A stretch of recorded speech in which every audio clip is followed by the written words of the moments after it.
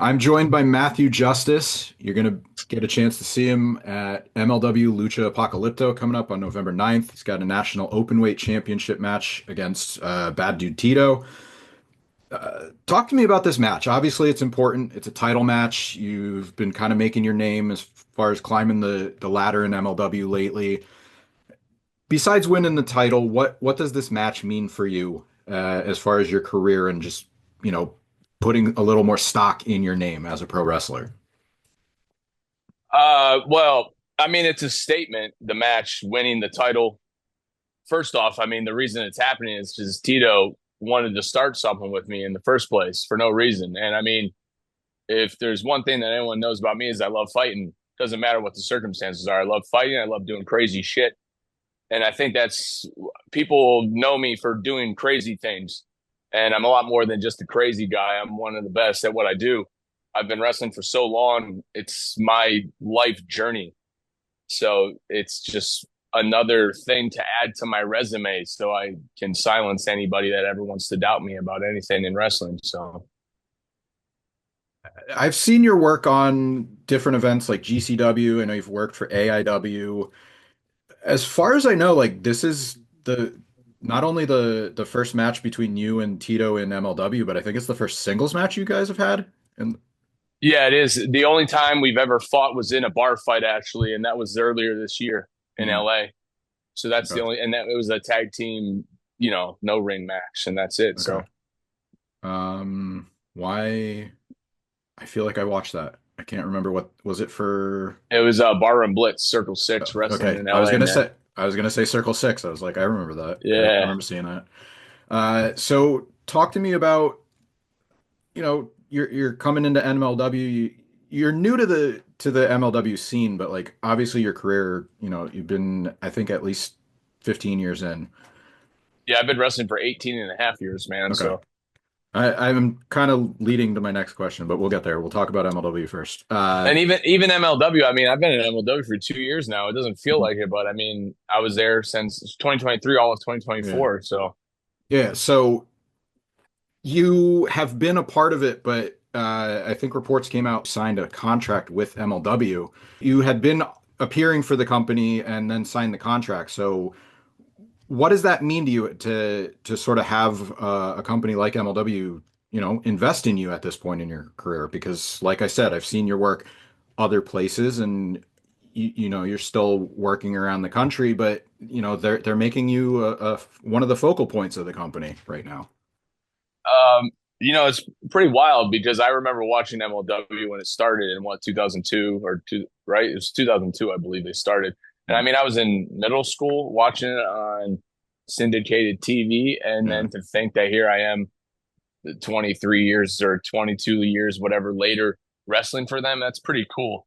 Mm. And just as a wrestler, as a businessman, working with Court Bauer has been great. Everyone else at MLW, I mean, I love working with the producers like Alex Greenfield, everyone there. It just Mm. takes a guy like me. I'm a journeyman. I've been everywhere. I have tons of experience, but it just takes me to a whole nother level beyond what I've experienced before in wrestling, what they're giving me at MLW. It's kind of forcing me to really, put myself to the flame even more than I have my whole life to be better and to continue rising. Mhm. So, and I mean, I've already been an MLW tag team champion with Manders and Mance's second year Mhm. crew, and Saturday I have a chance to add the national open weight title to my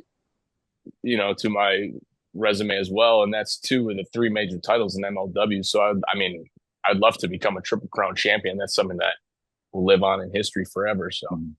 Uh, you never know. I mean, anything can happen in MLW, and uh, I feel like they give fans those matchups that you think like if you're almost conditioned to a point like, oh, we're waiting for a big show, that match is not going to happen until this event. Like, no, MLW's like, no, we'll do it next month. Here's like, yeah, I we're like not that. we're not following that pattern that almost to a fault pro wrestling fell into like a few years ago. I like that MLW has stories, especially more than the independent level, but I like that they're not the long drawn out stories. You get the fights, you don't have to wait. It's pretty straightforward, and they have a great mix. It really is like a great hybrid blend of every style of wrestling. I mean, look at the card for Saturday. It's like some of the best luchadors in the world, some of the best crazy violent brawlers in the world. It's awesome, man. So Yeah. And one more thing that I thought was kind of funny, you're talking about like when you first discovered MLW. I'm thinking like if you want to show your age, like I used to watch TV TNA on like Fox Sports Net, and it was like yeah, on yeah. my When like it's like yeah, if you want to show your I age, used to like when I was in high school. That was like what 2004 that they were on Fox Sports, and Yep. where I lived, it aired at like 3 or 4 p.m. So as soon as I got out of school, I'd rush home, Mhm. watch TNA on Fox Sports. It was the best. That Yeah. that damn sports show and TNA came back to back, if I remember correctly. Yeah, and I think you know Tom Arnold was like, "Oh, the guy from movies," and I think he was still Yeah, on the yeah. show, and you're The guy like from Down Periscope or whatever movie he was in. I'm like like, yeah, like I had a new appreciation for him because almost like as the lead in to get to my wrestling, like get to my but stuff like that. It's yeah. kind of funny to see. It's the same reason I love Roller Jam because it was the lead into ECW. Yeah, God, they should bring Or that well, back. ECW was the lead into Roller Jam actually, but They should bring that and Slam Ball back. Oh, dude, Slam Ball on Spike TV. It was they actually did bring that back recently on YouTube, I think. Did Like they? within maybe I'd say within the last couple of years, but that could be in the last decade because time's Yeah, been flying. So, yeah. but yeah, they did. They brought it back like semi recently, and it was like a YouTube thing, I think. Hmm. So I wanted to. I kind of got ahead of myself before, but I was saying about dates. Like I was mentioning how long you've been in the business, and I wanted to go back to you had a match in WWE in 2010. You were specifically the match with Kurt Hawkins and Vance Archer, now Lance Yeah, Archer. it was on WWE Superstars, I believe. Yeah, because there was a dark match too, and I think I didn't want to confuse anybody, but this one was a tag team match on Superstars. Uh, you went by Matthew Bush for that match, and was there a specific name why or specific reason why you picked that name, or do you want That was a jobber name that the to? WWE Okay. gave me because that's what they did at that time. I was also Mike Stevens on another one. I was in an Expedition Battle Royal before the 2011 Royal Rumble, and it Okay. was like the Raw or no, it was a SmackDown before the pay per view, and it Mhm. was like the match started off with Alberto Del Rio because that's the year he won, and I had Mhm. worked the dark match the same time I did this tag match with Hawkins and Archer against Del Rio when he was first coming in as Dos Caras. He had just taken his mask off. So when then I did that Battle Royal thing and I was Mike Stevens and it was always some stupid name like that. That's old WWE stuff that Yeah. I'm glad has changed over the years. Speaking of tropes that we're still kind of have trying to get away from up there, Yeah. I was thinking like because it's like Matthew, like you still go by Matthew, but I was trying to figure like is there a reason? I was thinking like Bush beer or like No, no, it's just probably like click the no. button That was sometime that random was definitely generator. that was probably some kind of rib. Who knows, man? Some the guys in Gorilla or whoever, they were probably like, oh, this guy, who knows what, dude. Uh, so do you have any fond memories of getting a chance to compete in either one of those matches? You mentioned the exhibition battle royal, but the tag team match, as far as getting some TV exposure, getting to learn from guys that, you know, at that point were, I think, established Hawkins and Archer in WWE. Um, I I had a lot of from 2010 to 2011 before I got signed. I had so many extra experiences and stuff that I did all that work. So those were great learning experiences. Just that was just on my way to get to WWE. Then I got signed and I worked, yeah, all the matches in developmental, everything else. But everything's great. I mean, even quitting WWE, it's what set me on this journey I've been on since then because I obviously found that I truly did love wrestling because I went out and I found all these other layers to myself that I didn't have back then. I was just a 20-year-old trying to make it, man. But now, I mean, I'm a grizzled performer who's found every piece of myself in every nook and cranny of my journey, and some of it hasn't been too great in the moment, but I mean, looking back, everything's worth it. So I'll throw one more name out because you mentioned like you signed a developmental contract there, Mac Hetfield. yeah, Is that did you have a hand in that? Because that yeah, seems I did. obvious, like Metallica. Yeah, Metallica, James Hetfield. The only thing is, I really wanted to be Matt Hetfield. I always hate. That's why I went by my real name in wrestling because I never wanted to have like other names that I had to go by. Mm, But WWE was so weird at the time. I still actually have the list that I made, the handwritten list of all my name ideas, first, last, every different combination. And I turned it in. It's just notebook paper in the office. The guy literally stood there and crossed out the names in front of me, which is like every single name. And mhm.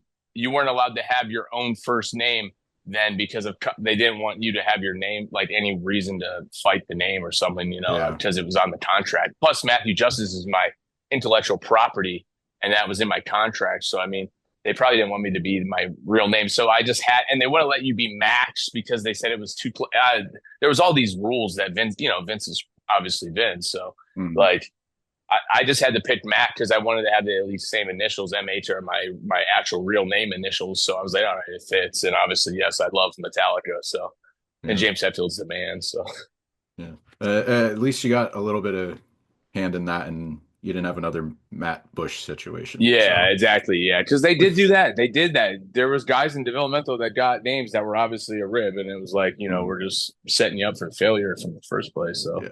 Yeah. that's not something I wanted to experience. I am absolutely fine with getting away from the Bam Neely era, I'm going to call it, because Yeah. there's some really bad names, and I'll say, for what it's Yeah, worth, that's like like Dolph Ziggler, like made that name way better than it should by talent, but there's some yeah. stinkers that came out of there. That's from the get go. I mean, what are you doing? You gave someone like Curtis Axel like a name when he should have. Like, how are you supposed to Hmm. overcome things? I mean, even if it's a choice or if it's partially chosen by you. I mean, I just said how many things did I have to change or alter because so it's kind of hard to pick a name if like it's Hmm. branding everything else. It just has to sound like something to become something.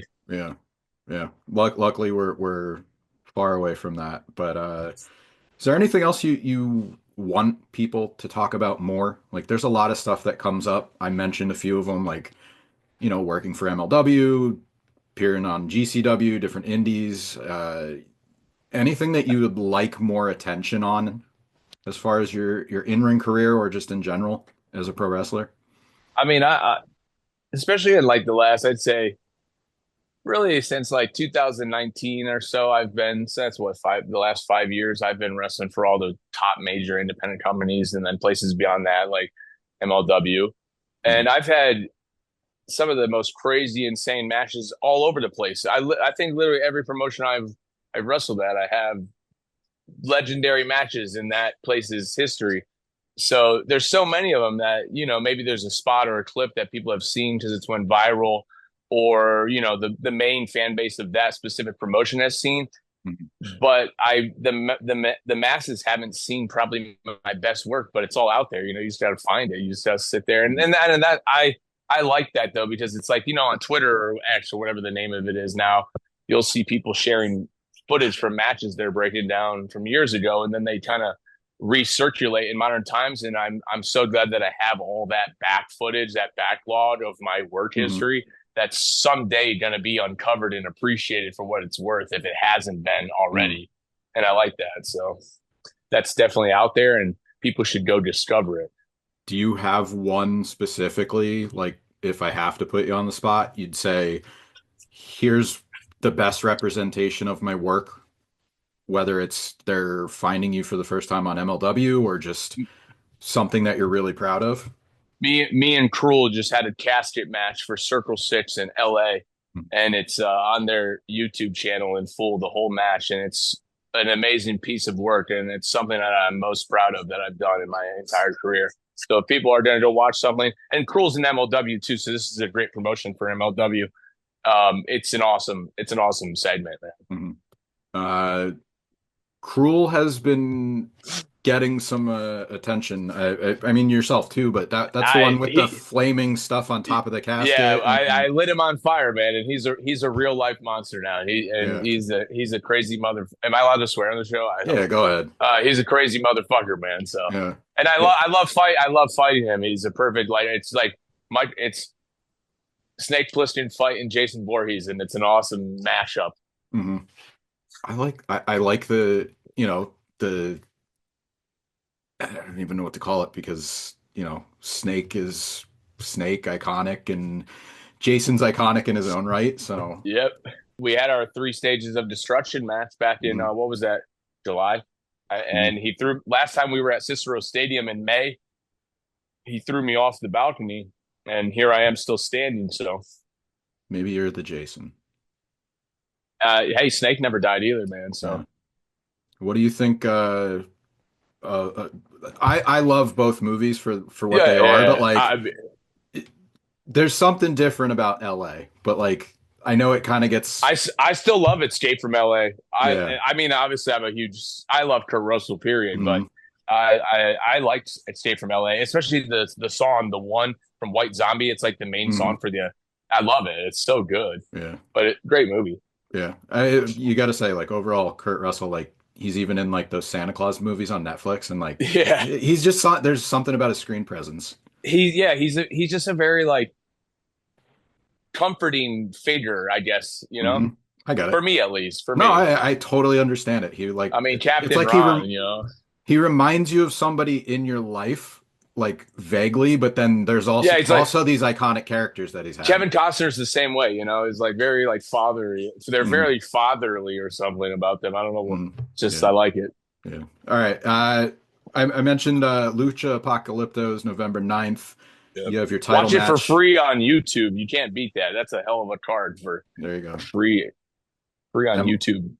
Not only is MLW not waiting for big matches, but they're giving you all opportunities to watch it. So don't miss it. Yeah. Anything else you want to plug or promote before I close it out?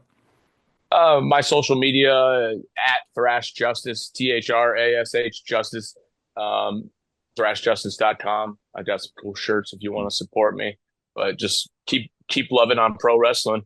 Stop spreading negativity. Just love pro wrestling and talk about what you like, man. Yeah. And go check out the matches we mentioned. I'll Yeah, do a absolutely. watch list feature at some point, but that casket match was crazy, and go check out Thank you, that man. and Thank you. go check out that and Three Stages of Hell, like Matt Yes, just said. absolutely. Yes. That was on Blood and MLW Blood and Thunder, which is streaming on YouTube for free in its Mhm. entirety. So you can check that out as well. All right. Thank you very much, man, for the time. I appreciate it. Dude, thanks for having me, Bill. I appreciate it, man.